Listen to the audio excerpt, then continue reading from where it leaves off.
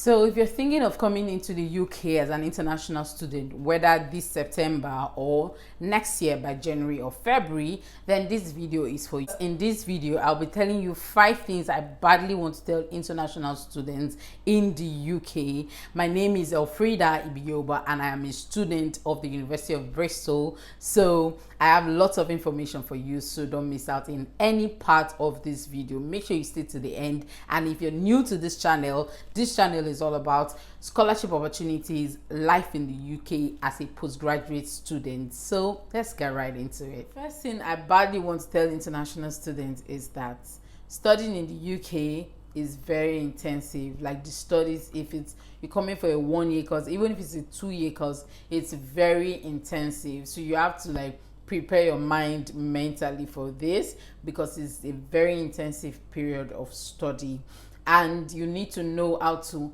manage your time. This is a time when you need to like plan. It's a time where you need to have self-discipline and prioritize things. I know you're coming into the UK and then you just want to mingle with people, you want to get to know the place, you want to have fun. That will come. That is already part of the the stuff, but you need to learn how to manage your prioritize, know the kind of things you want to engage in, the places you want to go to, so you can be able to like manage yourself and manage the time that is allotted for study, okay? Because it's a very intensive period. This is something that I was not told. It is very, very intensive. It is, the workload is much. There are a lot of things to be covered within a year. And again, you need to understand that this is a master's you're coming for, or if it's a Ph.D. you're coming for, you need to know that it's an independent study. It's not like undergraduate or secondary school where your teachers will flog you or punish you for anything. This one, if you want to do your assignment, it's your business. If you don't want to, it's still your business, because it's an independent stuff and it's master's, so you're expected to be an adult and be someone that is interested in study. That's why you came for your master's. So this is a time where you need a lot of self-discipline. You need to show yourself that you can actually be disciplined, you can actually be self-determined and self-motivated. So all the things that we write, I'm self-motivated and self-disciplined, this is actually a time when you will show it, because nobody has your time. If you like, come for class. If you like, don't come for class. Nobody has your time. So the next point I badly want to tell international students is to maximize resources that are available. Yes, there are lots of resources available when you're studying in the UK, and this is one of the best things about studying in the UK. The first resource is your lecturers. Your lecturers are the very first resources that are available to you, and the truth is that they are so welcoming. They are very, very welcoming. So make sure you ask them questions. Don't feel like you need to have the British accent because before you ask them questions, or well, you need to like speak with them, you know what I mean, like talk like them.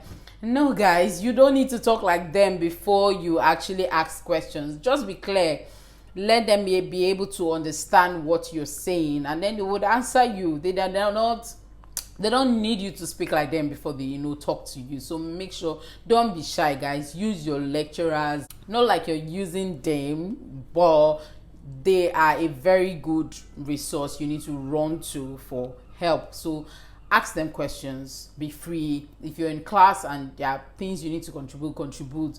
Say whatever you know that you feel, even if it's right or not right. What my lecturers made me to understand here in the UK was that there's no wrong, there's no right answer, there's no wrong thing, there's no stupid thing to say. Just make sure you say what you want to say. Just open your mouth and say it. It's not, you should not be, it's not a point to insult people, but it's a point to say, oh, okay, this is what I felt I know, but this is what you're telling me. So can you like reconcile it for me? Is this, then let them explain better. Do you understand? So make sure you be free, ask questions, don't be shy. Go to their consultation hours. They usually have consultation hours where you can book either in person or online to ask them questions. They would even give you the opportunity to maybe you want to see them after a class or something. Anything you want, just ask your lecturers, ask them questions, ask them for guidance, ask them for references, ask them for just ask them. So far as it's within the scope of their work, okay,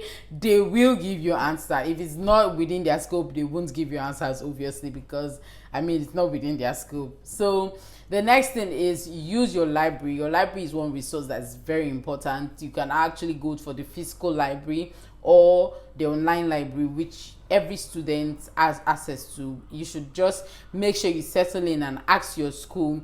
You can ask the coordinators, send them emails to know how you get to like access the school library. For me, my school library is just on the website, and I just go on the website and I click on the school library, and I'll be able to get resources. There are also subscriptions you can actually get access to with your school email, but without your school email you may not be able to get free access to them. Things like journals, articles, most of them may be paid, but your school would have made, subscribe to them, and then with your email you can be able to access them for free. So these are resources you should not look away at. You should make sure you ask. If you don't know how to use the library, go to the library, the physical library, go to the librarians and tell them that you're trying to use the online library, and they'll be able to guide you. So make sure you use them. The next resource you need to use is the career services. The career services will usually send you emails concerning job, vacation schemes, internships, volunteering schemes, and all of that. They can actually do interviews for you, and they can also read your CVs and help you edit it to make sure that it's fit for the kind of job you want to apply. So you can have a session with them where they advise you on what you should do, what you should include in your CV, how you should tailor your CV to the job you are searching for. So career services is one good service that is like good for students, especially international students, because we don't really have most of these things in our universities. Even if we have them, coming from an African background, even if we have them, we don't really see the use of it. So, but coming here, I got to see the use of the career services.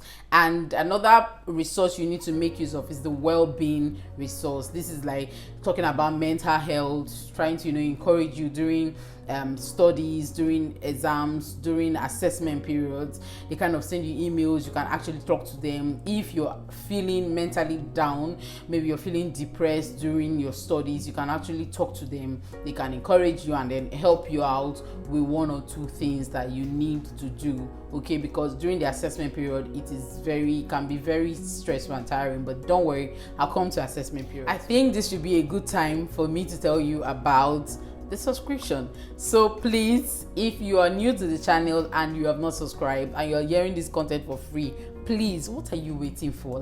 What are you waiting for? So please guys, subscribe to the channel. Just subscribe. I know I'm going to be in your face, so just subscribe with lots of content, okay? Obviously. So, and if you've not followed me on my Instagram handle, it's I am Elfrida, just I am Elfrida. And also guys, I run a Telegram community, an online community for international students. So if you'd like to be a part of that community, click on the link in the description box below, because I'm going to put the link. You can get information as an international student, and if you're also looking for opportunities to study in the UK, maybe on scholarship, make sure you just click on the link, because I'm going to be giving you lots of information there. So the next thing I badly want to tell international students is that you need to choose modules that are very comfortable with you. It should be modules that are going to be of interest to you, modules that you already have interest in, or modules that you already know something about and then you want to further study in it, you want to do more study, or modules that are maybe new and then you already have this burning interest and you're going to do it well. These things are why I'm saying this is that you're just coming into a new system, a new weather. Depending on when you're coming, if it's winter, it's going to be very cold. If it's summer, it's going to be very hot. So you need to understand these kind of modules that you're going into, because it's not easy studying in a new environment, new people, new lecturers, and new system. So you better choose modules that are going to be very, very fun to read, very fun to study, because this was not I wasn't told, because guys, it's going to be frustrating if you don't enjoy your module.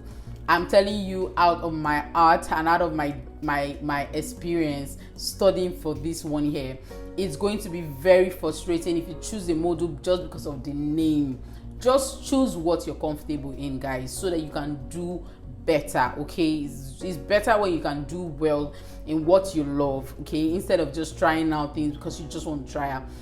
Another thing that's going to help you is if you go through the website, you can read about the modules and the lecturers taking it. So it's going to be maybe another, like something that would help you to, make your choice. The next thing I'm going to say is that you need to read your school policies and assessment periods and assessment criteria. What would the school give for someone that scores 70 or 60, or just know the assessment and the assessment period and the type of assessment.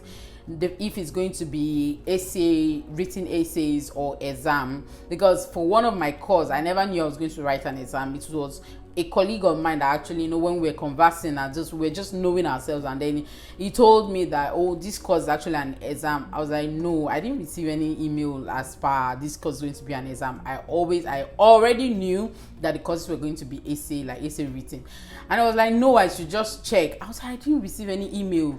So it took me like going through, and then my friend had to forward me the email, and then I saw that course was going to be an exam-based course. So you need to do your research, make sure you do your research, and make sure you know the kind of things you're going to do, the assessment, and then the assessment criteria, because schools differ.